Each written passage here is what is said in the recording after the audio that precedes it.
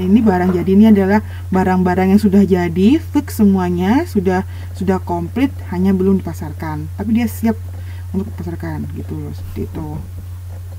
Itu yang menurut tahap prosesnya. Sedangkan ada lagi untuk yang kedua, itu menurut nilai persediaannya. Di sini bisa secara nilainya secara fisik atau secara rupiah ya. Kita bagi untuk nilai persediaan ini ada 3 kelas pembagian klasifikasi untuk produk. Yang pertama, untuk kelas A. Ini jumlah fisiknya sedikit, tapi nilai rupiahnya tinggi. Sehingga dia ini perlu sebuah penanganan khusus atau perlakuan khusus.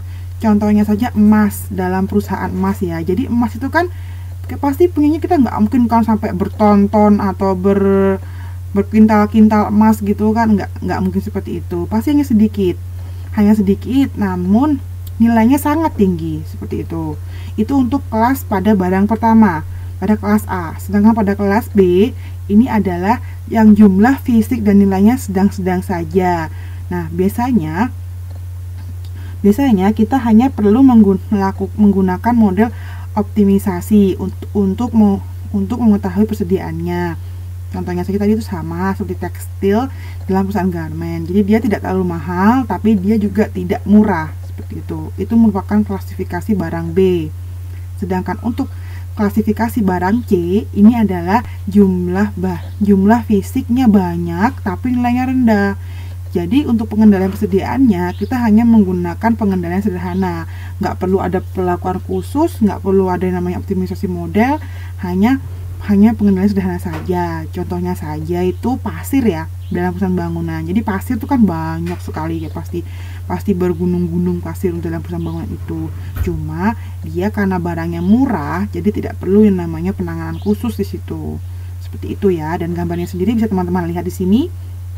Teman-teman lihat sendiri ya, pada grafiknya ini di bawah ini, pada barang A kan ini kan dia jelas dia sedikit kan jumlahnya, ini jumlahnya sedikit tapi harganya tinggi. Sedangkan pada barang B dia lumayan agak banyak, harganya lumayan. Nah, pada barang C kuantitasnya banyak sekali tapi harganya sangat rendah. Seperti itu. Itu perbedaan klasifikasinya ya. Di sini dipegang ya.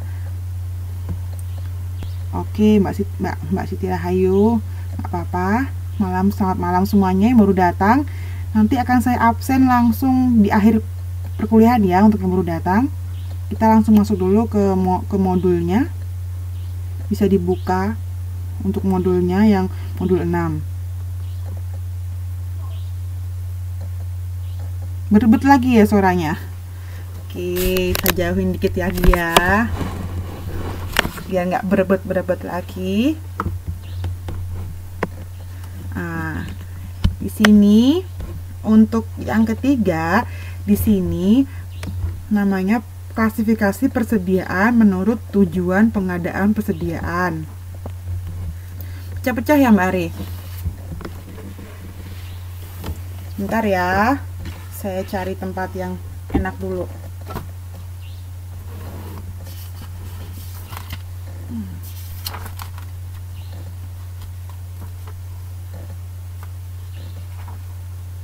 Oke, di sini udah agak jelas. Bagaimana? Sudah sedikit jelas untuk teman-teman semuanya?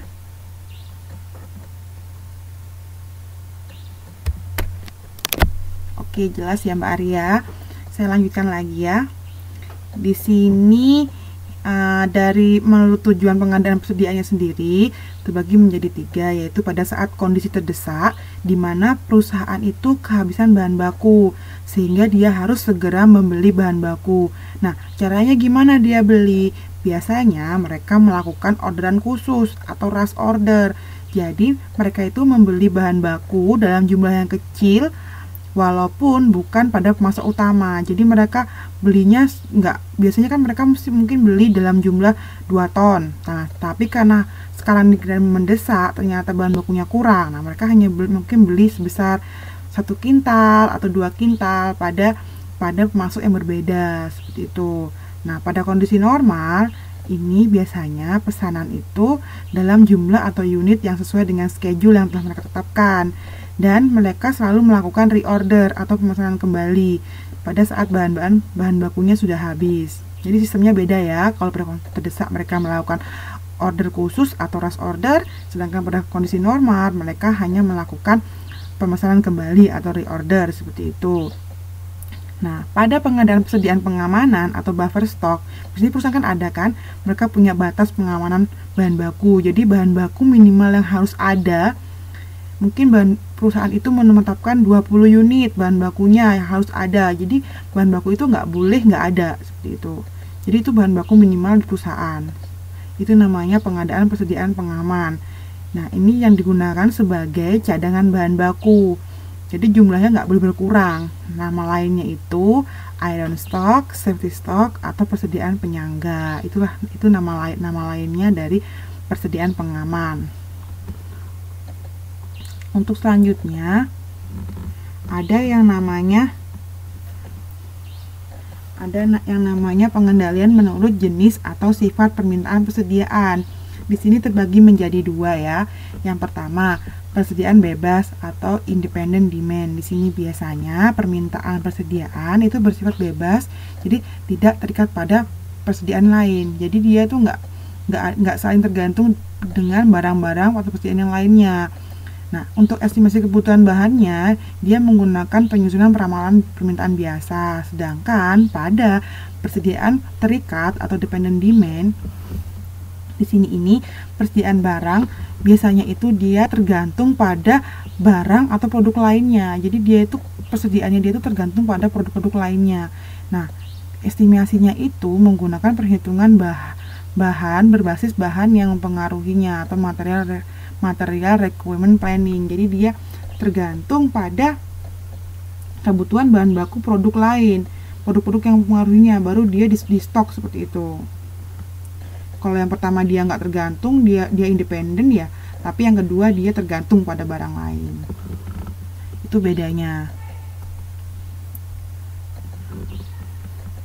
Kalau untuk selanjutnya dari yang nomor 5 nih, dari sisi operasional persediaan.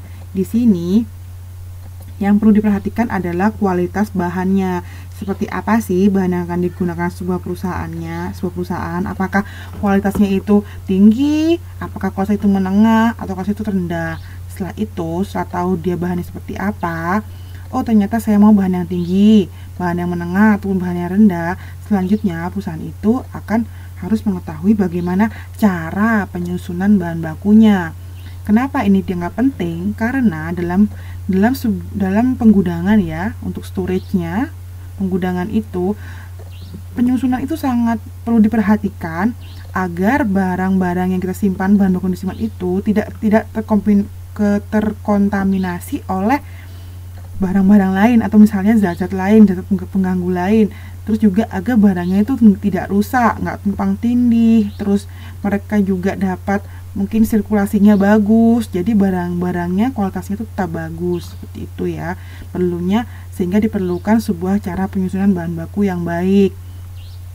Selain itu juga perlu diperhatikan daya tahan dari bahannya, daya tahan dari barangnya. Jadi untuk penyusunan tadi juga itu akan berlanjut pada daya tahannya. Mungkin nanti barang ini expirednya kapan, jadi harus keluar dari gudang itu kapan, masuknya kapan, semua harus terjadwal dengan baik sehingga nanti tidak ada barang-barang yang ternyata tersimpan di gudang sampai kadaluarsa. Tentu hal itu akan merugikan perusahaan. Oleh karena itu semuanya data-data barang-barang yang masuk ataupun keluar gudang itu semuanya harus dilengkapi dengan yang namanya data expired atau data kadaluarsanya, seperti bagaimana, kapan gitu. Nah,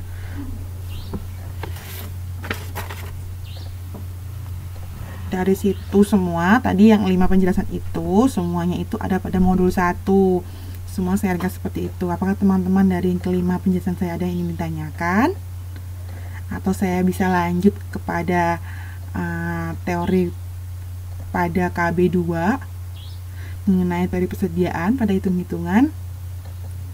Bagaimana? Apakah ada yang ingin bertanya pada oh next, oke, Mas Wisnu udah pinter banget ini, langsung gitu ya ke kegiatan belajar 2.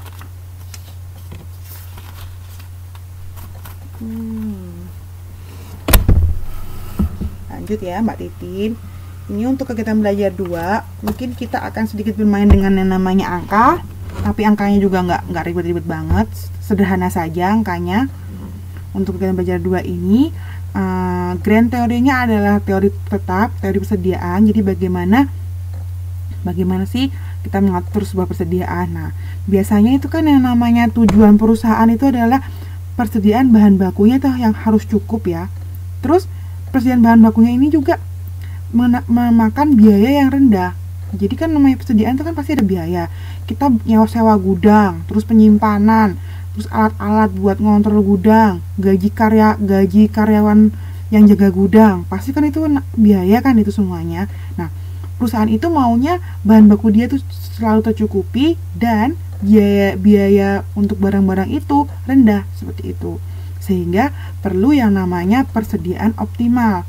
Perlu yang namanya kita mengetahui berapa sih jumlah persediaan optimal itu, berapa sih yang harus disimpan oleh sebuah perusahaan sehingga dia memakan biaya yang paling rendah seperti itu. Namun paling rendah ini pun ini masih cukup untuk mereka melakukan produksi secara kontinu. Jadi produksinya nggak akan terus putus-putus karena persediaannya kurang-kurang atau persediaan berlebih seperti itu.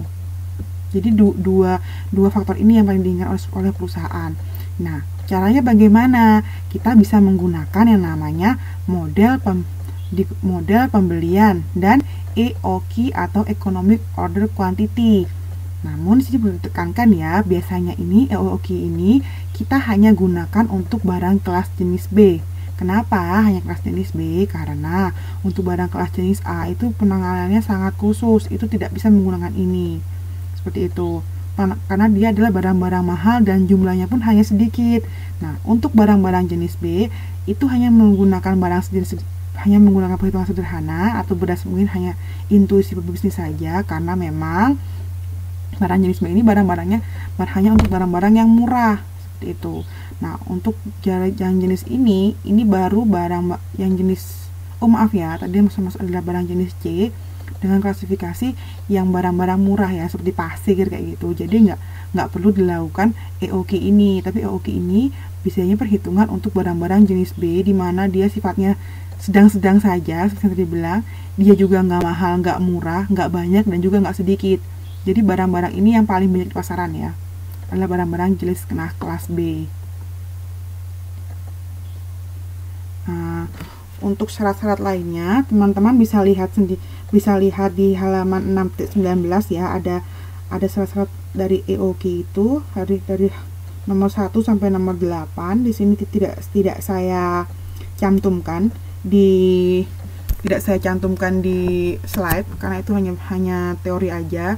So far itu hanya hafalan saja. Jadi saya akan langsung masuk pada perhitungannya. Nah, perhitungan sini yang paling penting. Sebelum kita mulai perhitungannya, teman-teman perlu saya tekankan di sini kita harus mengetahui yang namanya karakteristik atau jenis biaya-biaya persediaan. Nah, setiap biaya mereka tuh sebenarnya mempunyai klasifikasi sendiri, dan apabila kita itu salah memasukkan biaya atau menggolongkan biaya itu masuk biaya A atau biaya B atau biaya C, otomatis perhitungan atau estimasi yang kita lakukan akan salah pula. Jadi kalau kita mau tahu nih berapa sih persediaan itu harus optimal di sebuah perusahaan, tapi kita salah masukkan biaya-biayanya, pasti hasil dari perhitungan kita pun akan salah. Jadi alangkah lebih baiknya bila teman-teman paham lebih dahulu apa sih yang jenis-jenis biaya yang ada dalam sebuah persediaan itu. Nah, untuk yang pertama ada yang namanya biaya pesanan atau order atau setup cost atau procurement cost. Ini sama aja ya. Berapa nih? 4 nama ini sama aja. Intinya bahasa Indonesianya ini adalah biaya pesanan, yang lain itu adalah cuma nama-nama keren-kerennya aja seperti itu. Nah, biasanya biaya ini tergantung pada frekuensi order selama satu periode. Jadi saya katakan ya, satu periode. Jadi satu periode ini bisa juga setahun, bisa 2 tahun, bisa 3 tahun, atau bisa 1 bulan, 2 bulan, tergantung perusahaannya. Dalam satu periode biaya berapa lama. Jadi kita patokannya adalah periode ya, teman-teman, seperti itu. Nah, biasanya ini biaya ini timbul pada setiap kali order. Jadi biaya pesanan ini akan ada bila kita mengorder sebuah barang.